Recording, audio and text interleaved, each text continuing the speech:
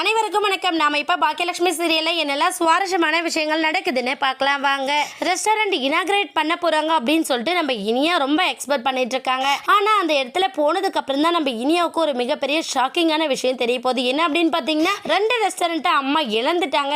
இழந்ததுக்கு அப்புறம் தான் இந்த சின்னதா கடையை ஆரம்பிச்சிருக்காங்க அப்படிங்கிற விஷயம் நம்ம இனியாவுக்கு அவங்க அம்மாவோட இனாகிரேட் ஃபங்க்ஷனுக்கு போனதுக்கு அப்புறம் தான் தெரிய வருது. அந்த சின்ன ரெஸ்டாரண்ட்டை பார்த்ததுமே நம்ம இனியா வந்து ரொம்ப ஷாக் ஆயிடுறாங்க. அம்மா என்னம்மா உன்னோட பிசினஸ்ல ரொம்ப ஓஹோன்னு போகுதுன்னு சொல்லி கேள்விப்பட்டேன். கடைசியில நீ என்னம்மா இந்த மாதிரி ஒரு ரெஸ்டாரண்ட் வந்து ரன் பண்ணிக்கிட்டு இருக்க, இது என்னம்மா உனக்கு தேவை அப்படிங்கிற மாதிரி நம்ம இனியா சொல்ல பாக்கியா வந்து மெண்டு முழுங்கிட்டு இருக்காங்க. சட்டுன்னு நம்ம செல்வி என்ன பண்ணாங்கன்னா, இனியா இது எல்லாத்துக்கும் காரணம் உன்னோட மாமனார் தான் அப்படின்னு சொல்லிட்டு நம்ம செல்வி வந்து ஒரு வார்த்தையை விடுறாங்க.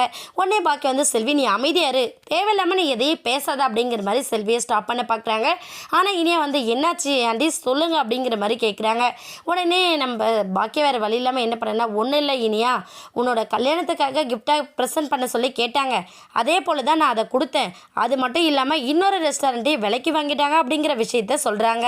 இதை கேட்டதுமே ரொம்ப தூக்கி வாரி போட்டுருது நம்ம இனியாவுக்கு. அதோட மட்டும் இல்லாமல் என்ன சொல்கிறாங்க, இதுக்காக தான் அம்மா நீ அத்தனை தடவை நான் நல்லா இருக்கிறேன்னா, வீட்டில் இருக்கிற எல்லாரும் நல்லா பேசுகிறாங்களா, நிதிஷ் என்ன நல்லா பார்த்துருக்காரான்னு நீங்கள் கேட்டியம்மா அப்படின்னு சொல்லிட்டு நம்ம பாக்கியா கேட்குறாங்க. உடனே இனியா வந்து, அம்மா போமா, இவ்வளோ ப்ராப்ளம் நடந்திருக்கு, நீ ஏன் என்கிட்ட ஒரு வார்த்தை கூட சொல்லலை, எனக்கு எல்லாருமே நல்லா தான் பார்த்துக்கிட்டாங்க, இந்த மாதிரி ப்ராப்ளத்தை பற்றி நிதிஷ்கோ இல்லை என்கிட்டே யாருமே சொல்லலைங்கிறத சொல்கிறாங்க.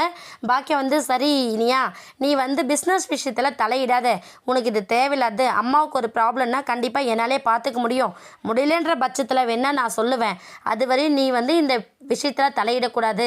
வீட்டில் உங்கள் மாமனாராக இருக்கட்டும் மாமியாராக இருக்கட்டும் என்ன வேணால் டிசிஷன் எடுத்துகிட்டு போகிறாங்க, இதனால் உனக்கு ஏதாச்சும் ஒரு பிரச்சனைனா என்னால் தாங்கிக்க முடியாது, உன்னை யாராச்சும் தொந்தரவு பண்ணுறாங்க இல்லை தேவையில்லாத ப்ராப்ளம் பண்ணுறாங்க அப்படின்னா மட்டும் நீ என்கிட்ட சொல்லு, உனக்காக தான் நான் இருக்கேன், உனக்கு ஒரு பிரச்சனைனா நான் பார்த்துட்டு அமைதியாக இருக்க மாட்டேங்கிறதெல்லாம் சொல்லி நம்ம இனியாவை வந்து சமாதானப்படுத்துகிறாங்க. இனியாவுமே ரொம்ப மனசு கஷ்டப்படுறாங்க. அம்மாவுக்கு இப்படி ஒரு கிரிட்டிக்கலான சுச்சுவேஷனில் நம்மளால் ஹெல்ப் பண்ண முடியல அப்படிங்கிறத நினச்சி ரொம்ப வருத்தப்படுறாங்க. என்னாக போதுன்னு வெயிட் பண்ணி பார்க்கலாம். இந்த வீடியோ உங்களுக்கு பிடிச்சிருந்தா மறக்காமல் நம்ம சேனலை சப்ஸ்கிரைப் பண்ணுங்கள். தேங்க்யூ.